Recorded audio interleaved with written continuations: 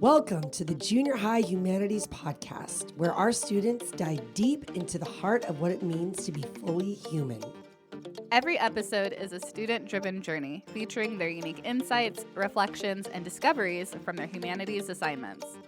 Stay tuned to the Junior High Humanities Podcast for a captivating exploration of humanity, faith, and learning.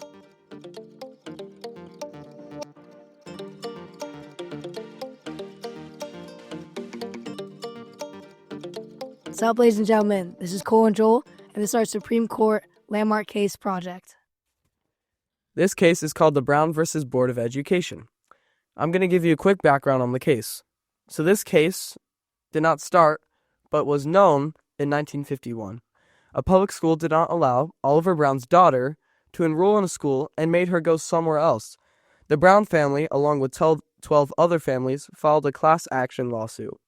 The lawsuit was taken against the public school district in Topeka, Kansas. Now let's get into both sides of the argument. The first side is the desegregationists, or quote-unquote the Brown families and the others. So these desegregationists had a saying or a phrase that went separate but equal. And their one argument was that this was 100% unconstitutional and that Oliver Brown's daughter should be able to go to public school. Yeah, and the other side was the segregationists, and this contended that the states had the right to maintain segregated schools. Another part of the argument for Oliver Brown and his family was that this act violated the 14th Amendment, which is the right to citizenship, which then they filed a class action lawsuit. The key figures in this case was Oliver Brown and his daughter, Linda Brown, and their lead attorney, Thurgood Marshall. Before we jump into what the final decision of the case was, let's get a further look of what segregation means. Segregation is like separation between two races. For this instance, it was between blacks against whites. And as we all know, this has been a recurring theme throughout our history of the United States. Now, the final decision. The final decision of the case was that they overturned segregation in public schools. They also dismantled the Plessy versus Ferguson doctrine for education. This case says segregation in public schools did not violate the 14th Amendment, which it did. Now we're going to get me and Cole's opinion on the results of this case and just overall thoughts about it.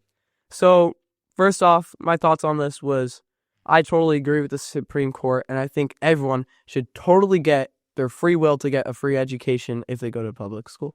Yeah, I agree. There's no reason to segregate the races between them when they're all learning the same exact thing. And I think it's just such a sensitive topic, especially in our society where I guess it's just totally unacceptable. And I think how much we've changed is a cool thing to look back and also know what we can avoid in our past. Okay, I would also say that this case definitely had a big impact on our society. It helped in the moment, but it definitely caused more segregation and violence. That's also probably one of the big downfalls of it. But it really, I guess, I can't really think of the word, but it's definitely like a big landmark, like it is, and it says, If we had editors, they would edit it out. But for this part, I'm just going to say what he was saying. This definitely, in some way, caused more problems with racism, but it helped in the moment, because now we have people who are more aware of it, but you still have those people who, I mean, obviously are unacceptable, and they just have wild thoughts of how they think of segregation. But first of all, this just created a spark in the world to end segregation.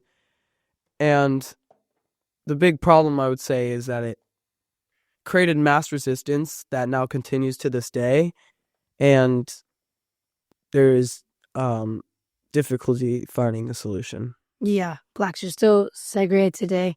We see it all the time. There's not as much as you see anymore thanks to this landmark case, the segregation in schools.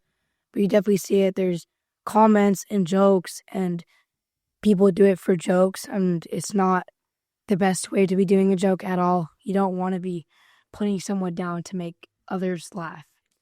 Like Cole said, you see it only in small areas. So you don't see it in public or at stores or things like that, but you see it within like people's houses, and you see it with friends and how they treat each other, and it's just gross overall to look at. Yeah, and we can even look to the Bible for this. Like the Bible says in a couple of verses, everyone is equal in God's eyes. God made us from his breath and from the dirt and the ground. All of us are made in the image of God, so there shouldn't be any reason to be separating us when we were supposed to be united together. Just to expand off of Cole, I think it also says in the Bible, like you said, everyone's equal in the eyes of God. And also they just should not be made to feel inferior because they may be different to someone else, but they're all the same to God. And God made us different for a reason, and we all are beautiful in the eyes of him, and then we should be beautiful in the eyes of each other because we're all created from him, and there's no reason that we should be abusing and being disrespectful to God's creation. Yeah, I completely agree with that.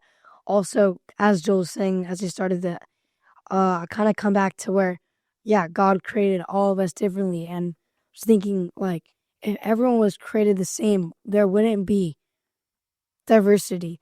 And also just saying, like, without a world with everyone being diverse, it would be super plain. We wouldn't get to express what we feel. Everyone would be feeling the same. We have our own uniqueness and our own talents, and we get to display them for God and show that he's king. Yeah, and we're all quote unquote perfect. I mean, no one's perfect, but we all are beautiful in other words, in God's eyes. And it's kind of it's the devil's work how he makes us see each other as different, and when we see something different, our natural instinct is to Dislike it and be confused, and we're like, oh, I don't know what that is, so I'm just not going to mess with them. I'm just going to isolate myself. And that's not what we should do. We should be able, if you're confused about some problem, you should be able to go and ask questions, but you should never isolate anything or anyone from something that you're confused, because maybe in the end they could help you get stronger in your walk with God. Yeah, just don't judge a book by its cover. Always, like Joel said, ask questions, get to know people. Don't just develop a piece of hate in your heart. Yeah, just adding on, I'd say the overall theme of this is to really show us that we are all equal in God's eyes and that everyone's made differently, and that's okay. And we get to show people our differences and feel ourselves and the way we feel because of our uniqueness. And I think another takeaway is that we should just express who we are and love our neighbors as the Bible tells us. Express who we want to feel. Yeah. Mm-hmm. And I think this is just another example also to just, in the eyes of the nation, that looking at our Constitution, it wasn't fair. And I think overall we made a good choice on ending segregation in public schools, in all schools. All right, I think that wraps it up for our landmark case. See you guys another time. Later.